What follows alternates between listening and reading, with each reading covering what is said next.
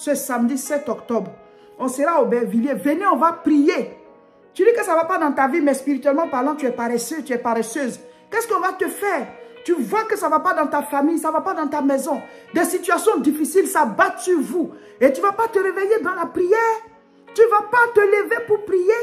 Et on annonce une croisade. Tu peux bien venir, mais tu es là. D'où va venir ta solution, mon frère? Parce que souvent, ce qui nous attaque n'est pas physique. Et oui, même ça peut être des maladies, mais il y a des maladies mystiques. On cherche, on fait tout, tu fais toutes sortes d'examens, tu ne vois rien, mais tu es malade. Et finalement, les gens ont l'impression que tu joues la comédie, alors que tu ne te sens pas bien. Voilà, il y a des situations aussi qui arrivent dans nos vies, dans notre travail, dans nos finances et tout, mais qui ne s'expliquent pas physiquement. Donc, si toi, tu veux tenir compte que du physique, mais tu seras perdant, les gens vont tout arracher, tu seras comme un tonneau vide. Voilà, tu es là, mais il n'y a rien dans le fond. Levez-vous pour venir prier. Tu dis, ça ne va pas dans ta vie, quand on annonce les croisades, tu ne viens pas. D'où va venir ta solution? Dis-moi. Tu vas faire 38 ans à la piscine de Bethesda. Tu vas t'asseoir là. Jésus est venu demander au paralytique, là, toi, est-ce que vraiment tu viens être guéri même? Est-ce que tu viens être guéri? Parce que tu ne te débats pas.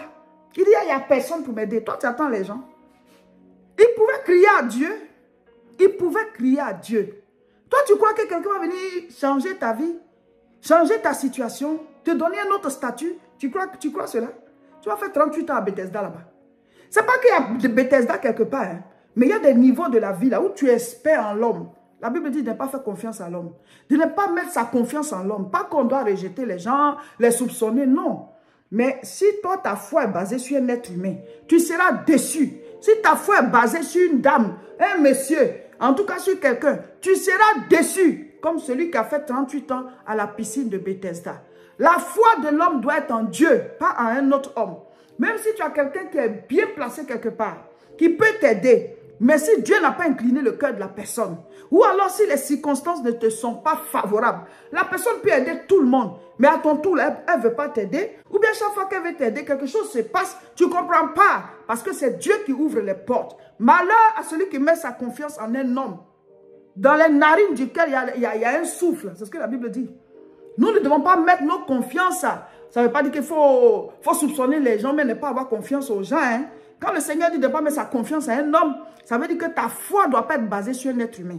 Parce qu'à tout moment, bon, il peut faillir. Nul n'est infaillible. Hein? Voilà. Donc, tu comptes sur Dieu et Dieu sait qui il va utiliser pour t'aider. C'est pour ça que vous devez être des hommes et des femmes de prière. C'est Dieu qui appelle à l'existence les choses qui n'existent pas et elles prennent vie. Matthieu chapitre 11 au verset 12, il dit depuis Jean-Baptiste jusqu'à aujourd'hui, le royaume des cieux est forcé. Ce sont les violents qui s'en emparent. Tu dois manifester de la violence spirituelle.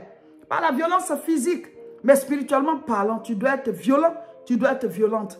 Tu dois prier, tu dois arracher tes grâces. Tu dois rentrer dans tes territoires. On vous invite ce samedi, rejoignez-nous à Aubervilliers.